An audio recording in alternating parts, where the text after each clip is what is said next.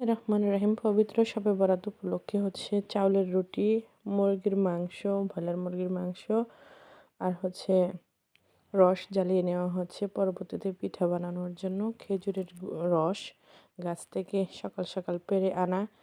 তো আমি চাইছিলাম যে নিজেদের গাছ থেকে যেহেতু পেড়ে আনা ভিডিও করার জন্য, কিন্তু এত সকাল সকাল তো আর ঘুম থেকে উঠি না। সব কিছু গুছিয়ে নেওয়া হচ্ছে, ওগুলো হচ্ছে আপনাদের মাঝে একটু শেয়ার করে দিচ্ছি। ভালো লাগলে আমার পাশে থাকবেন এবং লাইক কমেন্ট শেয়ার করবেন।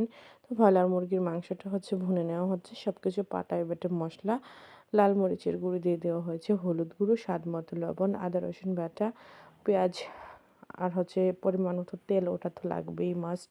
তো এখন হচ্ছে এই যে মাংসগুলো হচ্ছে কড়াইয়ের মধ্যে দিয়ে দেওয়া হচ্ছে। তো তারপর হচ্ছে মিক্স করে একদম ভুনে নেওয়া হচ্ছে, মানে কষিয়ে নেওয়া হচ্ছে। তো কষিয়ে নেওয়া হয়ে গেলে এখানে হচ্ছে এই যে গরম মশলা অ্যাড করে নেওয়া হয়ে গেছে অলরেডি। আবার গরম মশলা বাটাটাও হচ্ছে আমার শাশুড়ি মা হচ্ছে দেয় তরকারিতে।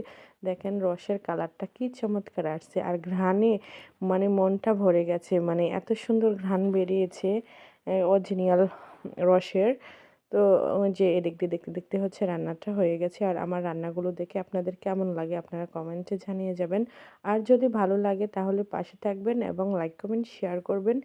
দেশ কিংবা দেশের বাইরে থেকে কে কোন ডিস্ট্রিক্ট থেকে দেখছেন আমার ভিডিওটা, আপনারা অবশ্যই কমেন্ট করে জানিয়ে যাবেন, যাতে করে কমেন্ট উদ্দেশ্য করে আপনাদের বাড়িতে আমি যাতে ঘুরে আসতে পারি।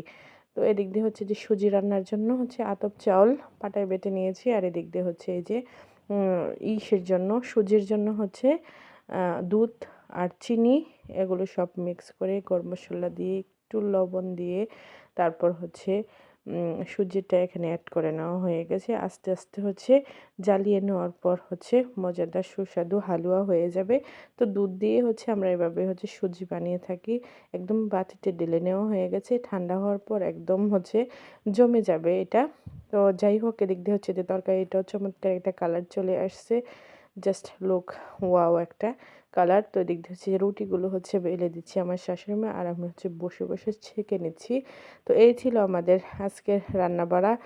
তো আলহামদুলিল্লাহ যেভাবে দিনগুলো যাচ্ছে, গ্রামে আসার পর আবার হচ্ছে ইনশাল্লাহ ব্যাক করব। বাচ্চাদেরও হচ্ছে পরীক্ষা চলে আসতেছে আবার সামনে, ক্লাসেই তো নিয়ে যেতে পারলাম না এবছরে। তো যাই হোক, সবাই পাশে থাকবেন, ভালোবাসা দেবেন এবং ভালোবাসা পাবেন। রুটি দেখেন মাশাআল্লাহ কি সুন্দরভাবে বানাচ্ছে। আমি হচ্ছে এইভাবে রুটি বানাতে পারি না, আমি হাতে গুঁড়িয়ে গুঁড়িয়ে তারপরেও বানাই।